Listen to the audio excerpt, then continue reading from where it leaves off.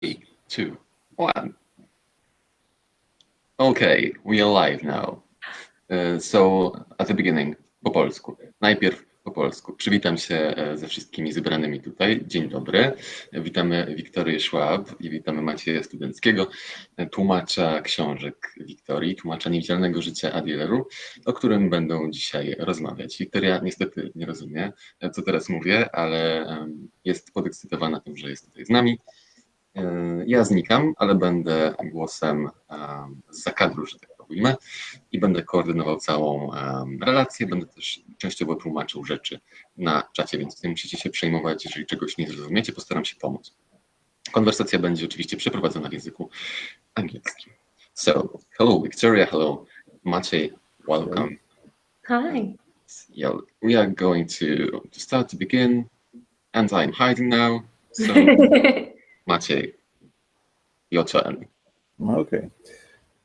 So, hi everybody. It's a great honor and pleasure to host Victoria at Wywiad channel.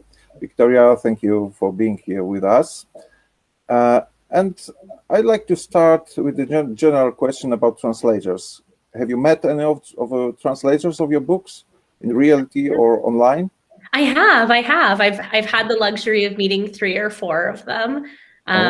It's to me a remarkable thing because, you know, I write in English, but obviously a book's success on a foreign market relies entirely on its promotional team and on its translation. And I know the gift that a good translation is. So thank you so much for your hard work.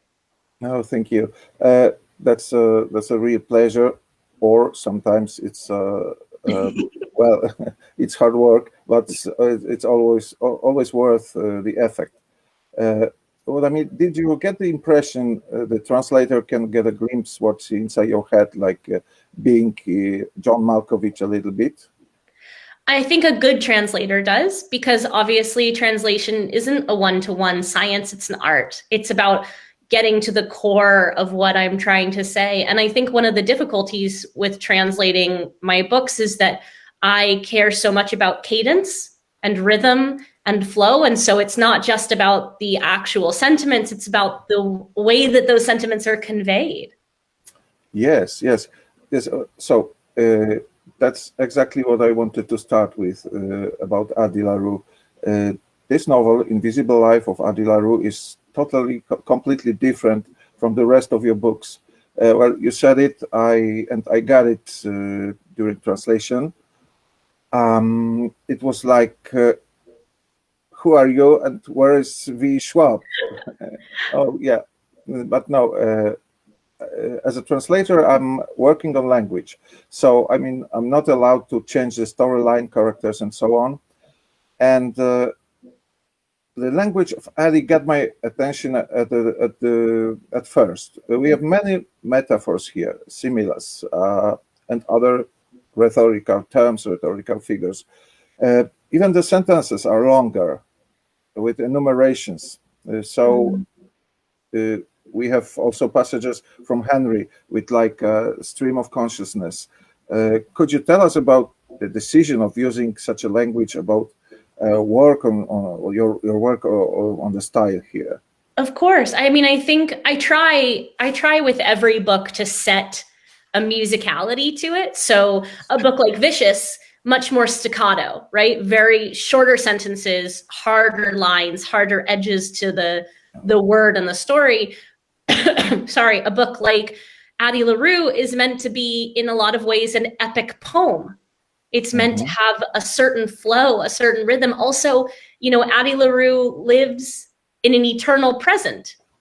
She has this kind of stream of consciousness flow that's happening because there is no beginning, middle, and end to her story. She is 300 years old and everything is happening and never for the first time. So there's this kind of repetition to her headspace because she is the single keeper of her story for so many years. Yes, that's well, but language is one thing, and I couldn't find, well, as I said, I couldn't believe it's the same Victoria who wrote Vicious and Vengeful and so on. but it's also a matter of motives. Sometimes you can find, well, we can find the motives of your one book in another book, like Yes. City of Ghosts and Wishes. We have this thread of life motif and the veil sometimes, but nothing. I couldn't find any of them. So I would argue, I think about this a lot. So I have like 20 books, and Addie is my 20th, which is weird to think about. But if you look at all of my books, the common thread is death. Specifically, a fear of death, a fear of running out of time, a desire to prolong life. And so I think that Addie's own search for immortality is in a way an extension of the porousness of life and death in my other books. It's just a different examination of what it means to stay alive. Yes, that certainly the ideas are sometimes similar, and I meant only motives like physical or not so physical things, but yes, as such a thing. So I thought, oh wow, have you saved the idea? No, not the ideas, but well, the motives for Addie LaRue, and not used it in the books before. I'm not sure I saved it intentionally, but Addie is a book that I was working on the entire time I was working on every other book. I started working on Addie before my first novel, The Near Witch, came out, and it really was the backbone, a companion throughout so much of my career. I certainly think there were moments where I would see something and think, oh, I want that for Addie. I'm going to hold on to that for Addie. I knew as well that Addie was the kind of story that I'd only get to tell once. So I was very precious about guarding specific elements, knowing like this is the book I'm going to write, and it's not going to be, a recurring examination across multiple books. It's going to be self-contained. Oh, yeah. So, okay. We will return to this preparation, okay? But now, I'd like to return to motives. We have number 7 in Addie. 7 freckles on Addie's face, 7 stars, 7 parts of the novel, and 7 pieces of art, and so on. But let me quote this: 7 freckles, 1 for every laugh she would have. That's what Estelle had said when the girl was still young. 1 for every life she would lead, and 1 for every god watching over her. And I'd like to ask you about those gods. Is it just mention, or should we look for the gods in every part? No. So what I would say is that I'm very interested in pantheons, in multiple god structures, because I think when you have one god with a capital G, they have to be infallible. They have to be perfect, right? Yeah. You have one god, it cannot have failings. But when you have multiple gods, when you look at Greco-Roman gods or Norse gods, these gods are much more human. They represent the people that worship them. And so Luke is one of those gods.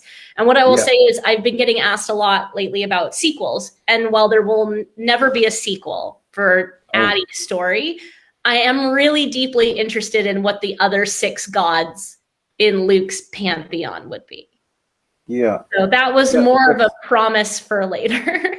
You have just removed one more question from my list. I mean, about the sequel continuation. No sequel, no prequel, no spin-offs. Well, and this is an interesting thing, and that's the thing. I think if I wrote about one of the other gods in the pantheon, there would be probably a tiny bit of overlap because they're in the same world.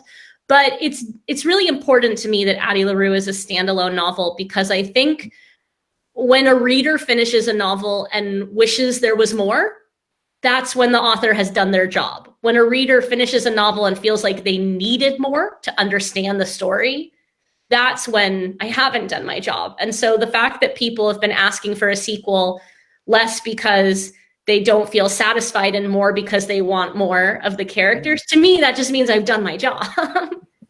Yeah, but well, I mean, there was an open ending in a sense. But yes, it is closed. The whole. The novel is the whole. So, like yesterday, I was watching some Polish vlogs, and one girl said, "This is the whole. There's no unnecessary word here." So well. Well, thank you. And Yes, I do think I will say, like, I really, as a creator, I favor open endings because I don't like to think of lives as things that stop when we start writing about them, when we stop writing about them. You know, stories don't end cleanly just because we stop telling, like, a story stops at one point, but I want you to believe that those characters keep living. Okay. So, well, the next question will be a little bit related. So, the life of Edie spans 300 years, and during this time, she takes part in many events in history. But have you planned to place her in any other time or place? But in the end, you change your mind and not use those ideas?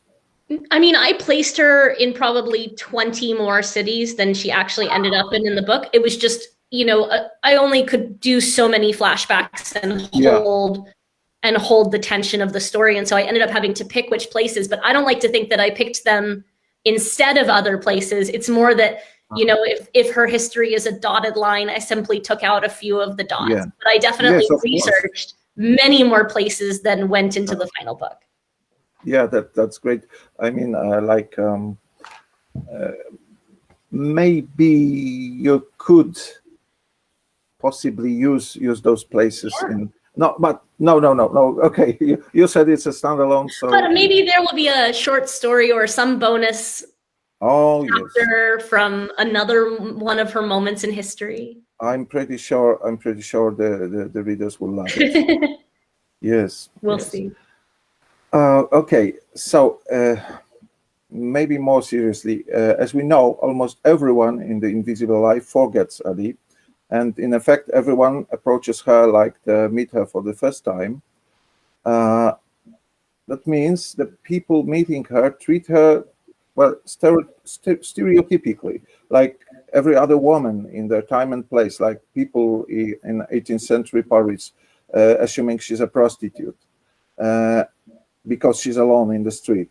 So, do you think it makes her a figure of every woman, like so-called everyman character, but with feminine twist?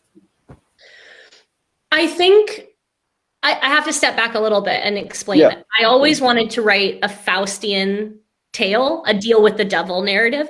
But when you look at these deal with the devil narratives, specifically, even like a vampire tale, an immortality tale, they're always about men.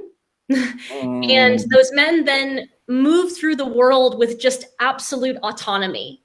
You know, what we end up with is they end up with this existential ennui that happens because they've lived for so many years. They've seen everything there is to see. They've eaten everything there is to eat. They've screwed everyone there is to screw, and now they're bored. And the fact is, I wanted to explore the idea that a woman would never get to move through the world in that way. They'd never, even if people remembered Edie, the fact of the matter is she would never have the luxury to move so freely through the world because she was a woman. And it was something that I didn't feel was explored in most Faustian bargains. They just have this freedom. And I really love the idea that every blessing comes with a curse. And so I wanted to obviously like make her existence challenging in other ways, but I wanted to touch on this idea that she's still a woman, and we can't ignore the ways in which women are erased throughout history, even when they aren't cursed to be forgotten. Yeah. Well, the reason I asked about this every woman was also the fact that I can hear in those reviews in Poland. Booktuber, girl booktubers say often, I can identify with Edie, I can relate to her. So it means she somehow is has something in common with. I mean, I think she has a desire Yeah. For freedom. And I think whether you're in 1700 or in 2021, moving through the world as a woman, you always feel like you're not entirely in control of how you move through that world. You don't get to define the rules of the world that you move through. There's always a hitch. There's always an extra challenge. And I think the thing that makes Edie so powerful while holding on to her femininity is several things. One is that she chooses to take up space. She challenges to take up space, even in a world that forgets her. The other one is this relentless optimism that she has, this defiance of Luke. And it's not a defiance born of ego. It's not a defiance born of glory. She simply realizes that she has the strength to outlast him. Yeah, and it's also a story about growing up. It's a story about the bumping into some obstacles and learning how to avoid them or how to break them. Yeah. So that's. I mean, she begins the narrative, and her body is not her own, right? She is a spinster in a village, and therefore she is like public property, and that's why they try to marry her off. And then when she makes the deal with Luke, he is also taking away her autonomy. He is saying, your life is not your own, your memory, like nothing is your own. And it would be so easy. He assumes that she will succumb to this erasure, that she will simply give up. He assumes he will wear her down. And the strength of Addie LaRue is that she doesn't. She fights back. She finds ways to bend her curse. She finds ways to leave a mark. And I think so often, like, as women, we're challenged to subvert the system, to work through it and to bend it around us. Yeah, that's the question. So subversion of system. I thought all the time. I thought how it could be possible for Estelle to stay by herself, to stay not a spinster. But she's an old woman when we get to know her, but somehow she managed to stay. Yeah. She served her community in other ways. And what she got from that was the ability not to be free, but to be, as Addie puts it, a tree that grows alone, a tree that's left to grow alone. In that, like, in their world at the time, the greatest freedom that a woman could have was to be left alone. Oh, yeah. And to become a witch. Exactly. And to be a hearth witch. Yeah. I mean, when something in the village went wrong, there was always a witch you can blame. Yeah, exactly. Someone who has their hands in the old world. Yeah. So I dare say it's one of the most adult novels of your young adult novels. So as Daniel Muniowski, Polish booktuber from Reader's Zone vlog said, it's an introduction to the high literature, to belles lettres. So is it a hint of a new direction in your writing? Can we expect maybe some more books like this? Not sequels. No.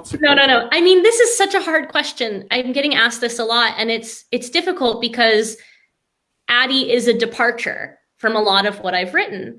But it was a departure so many years in the making that to me, it didn't feel like a departure. It just felt like something else I was doing. And for me, I look at all of my books and they all feel a little bit like departures. I mean, Vicious and Shades of Magic are very different. City of Ghosts and Addie LaRue and This Savage Song.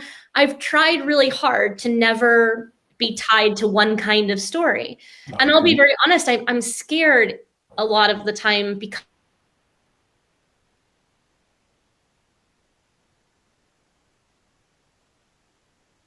truth is, I look at my next books that are coming out, and I have 3 more books in the Shades of Magic series. I have the 3rd book in the Vicious series. it's not that I'm going to stop writing everything else that brings me joy.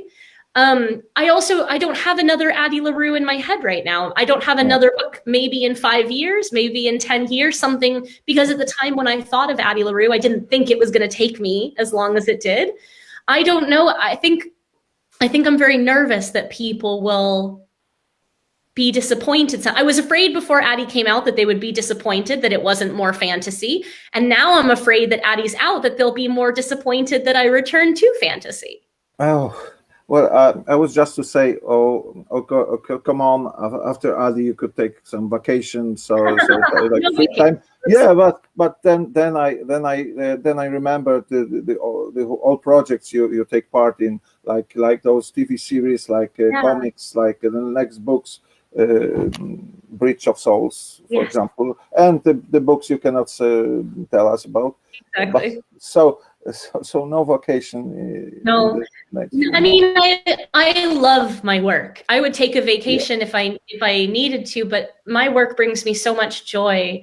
And I look at how much I have on my plate right now, and while it's a little overwhelming, it's also deeply exciting. So I just hope that readers will follow me on other journeys now. No, yes, I'm quite sure. I'm pretty sure. Well, I can't say it's after Ali, but because, well, they also read your other books. Yeah. But yes, I'm I'm quite sure that they will go after you. Well, I mean, everywhere, everywhere you choose. So maybe something other now. I have read your coming out essay in Opera Mag, and in the preface to this essay, somebody, I don't know who, probably some editor, wrote, the book's central characters, Addie LaRue and Henry Strauss, are introduced as bisexual without fanfare. And I'm not sure if I pronounce it. Yeah, okay. Indeed, in this novel, there is no big coming outs, no conflicts inspired by queer. So the LGBTQ relationships are presented just as said, without fanfare, as a part of everyday life. And my question, you said, you said it's casual queerness. Yes. So my question is, do you think the world is ready for such a vision? Because, well, what I can see is not so so happy. I mean, I think fiction is a place where we help make the world ready. This is the thing. I know it depends on where you are. I know it depends on your environment and your circumstances. But the fact is, I didn't need a coming out narrative. I didn't come out until I was in my late 20s. And so what I really wanted to see, and so what I write, because that's really what it's about, is we write sometimes the world that we want to see, is I just wanted queer characters to exist without their sexuality needing to be a plot point. Because I think so often, there are people for whom their sexuality and gender identity are huge, definitive aspects of their identity. But there are some of us for whom it's maybe like 15% of who I am. And I think that giving space to have characters be themselves without their identity having to be the justification for their inclusion in the story, without there having to be a point, like, oh, well, why was that character queer? Like, what did that have to do with the plot? It's like, it has nothing to do with the plot. That's the point, right? Like, it's just part of who they are. It informs them the same way that, we don't reduce straight characters in this way, but for some reason we reduce queer characters down to their sexuality, down to their gender identity. And so I just wanted to let them take up space. Yeah, as they want. Okay. So, so another serious questions. Yes. How do you feel about the accusations that there is whitewashing in Edie?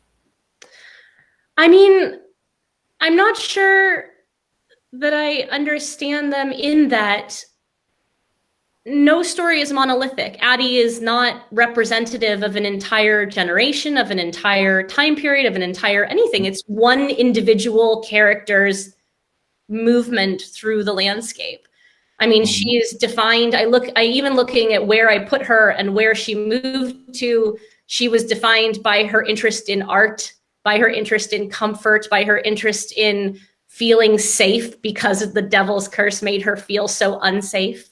And so I think I wasn't trying to make any broader statements. I was simply trying to track one woman's experience as she moved through the world. No, okay.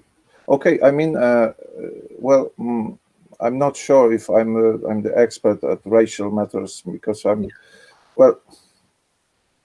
In Poland there are not many people of color, so sometimes it seems to be a problem that they are not, because people just can't see their, I don't know, privilege sometimes. Mm-hmm.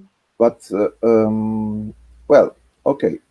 But in the interview with Lucas from Wywiad, you said you could identify with Henry. Henry is me if I had not found writing. That's what I noted. Yeah. And in the novel, you wrote Henry would rather be a story keeper than a storyteller. So I'd like to ask, if you had not become the writer, would you keep all those stories to yourself? Or would you have it in your head? I mean, probably. I don't know. I always loved making things up. I always loved creating ideas, but I never intended, certainly when I was young, I didn't intend to be a writer. I went to school for astrophysics. I wanted to be a scientist. I love measurability. I don't like the fickleness of art in terms of feeling like there's no quantifiable success, there's no quantifiable satisfaction. And so I was surprised, probably more than anyone, that I actually ended up pursuing this, but it brought me joy. And the fact is that I tried out many different things, but creativity was the only thing that made me feel whole.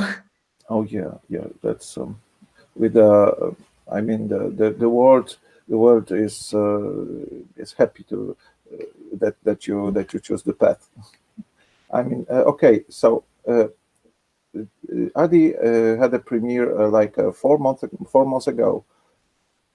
Yeah, am I right? Yes, 5 Yeah. months. So was it hard to move to another projects and books after finishing Edie and starting other projects? Yeah, I mean, there was definitely a grieving process after I finished Edie, where I felt like after having this passenger in my life for 10 years, this person in my life, it was really hard to let go. And I will be fully honest that I have been really scared every time I sit down to write, because the thing that you write next always feels so fraught.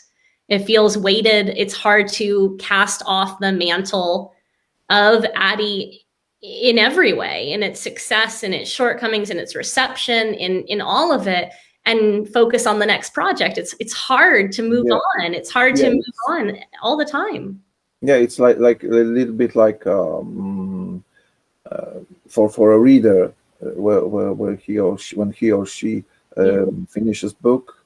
The Hangover. A good book, Hangover. It's happiness that the good story was read, but also grief that it's over. Yeah. Okay. So is there any character you don't like in your books? Like I don't think it's about liking them, right? I wouldn't write a character if I didn't relate to them, because to me, that's the whole point of writing a character, is to get inside their head, to understand them, to find their story. So I've never written a character that I didn't like, but I've certainly written characters that I love to hate. I mean, I've written bad people. I've written characters that it excites me to write them, but that doesn't mean that they're good people. That just means that writing their villainy is exciting. But I've never written anybody that it didn't bring me some form of pleasure to write. I to me, so much of writing is you as the author sitting with it first. Okay. So. Oh yeah, but you certainly wouldn't like to meet some of them in real life, or maybe you could. I'm not sure I'd want to meet my own characters. Most of them are not great people. Yeah. But well, yeah. Okay. So can you tell us anything, just a hint or a few words about the plans for movie adaptation of Edie? Of course. I mean, it's in the works. if anything makes publishing look fast, it's Hollywood, which is amazing to me. Hollywood's very, very, very slow. But I wrote the script for it. So I've been very, very directly connected to the film adaptation because I felt like I lived with that story for so long that I needed to be the one who helped try my hand, at least, at adapting it for the screen, understanding that details would change, but that I could maintain the heart and soul of the characters if I kept working at it. So it's in the early stages, but the script is written, and that is deeply exciting to me. Keeping. Yeah. Okay, thank you very much. And okay, maybe if we are in this TV subject, what about the other plans, the other projects? Of course, if it's not secret. Yeah, I was gonna say a lot of them are secret, so I have to be careful. Yeah. But A Darker Shade of Magic is still in development as a film, and it's doing what it needs to do. It's chugging along.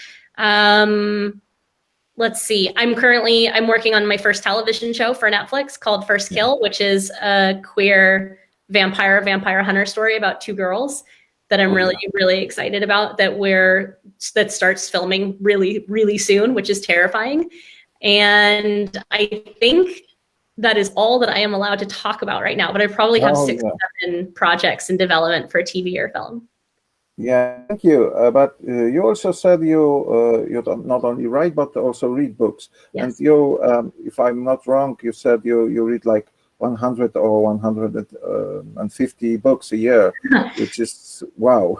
I read about 100. This year I'm trying for 125, just because there's so many good books out there, and I just never have enough time, and I'm trying to make a dent in some of the ones that have been on my list that I've been excited about for the last few years. Yeah. So I think it's great of you. I mean, to find time for writing and reading and processing ideas, and of course that's a natural. What are you reading now?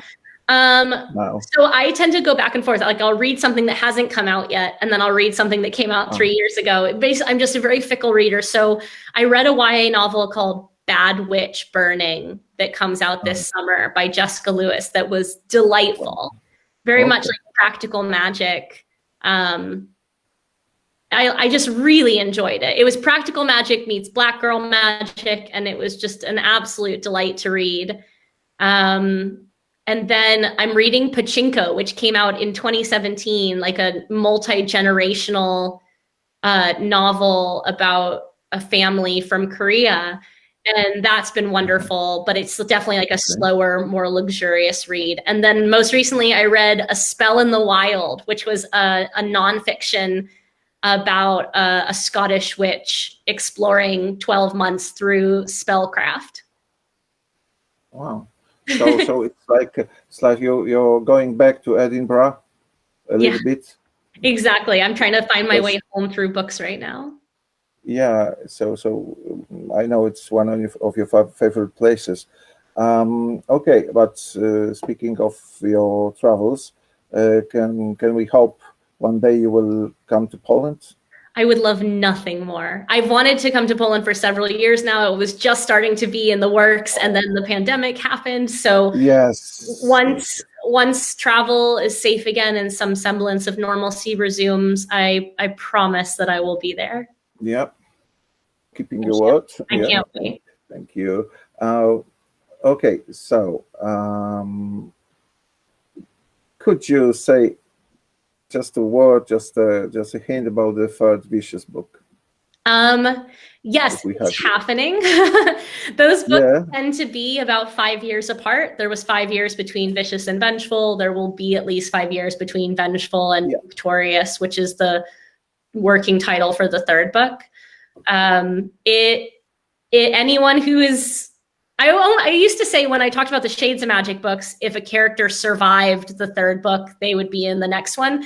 But the world of Vicious is a little trickier because characters die and come back. And so I won't say anything about who shows up in book 3, but I think that book 3 will be the last book. Okay. Maybe it won't be the appropriate question, but I noticed that in Vengeful, the girlfriend of Eli has the same name that the first victim of June. Does it mean anything, or you just keep a secret? Or I was gonna say I won't talk anything about the content, but I love it when people speculate. Yeah, okay, that's no problem. So let's go back to Eddie.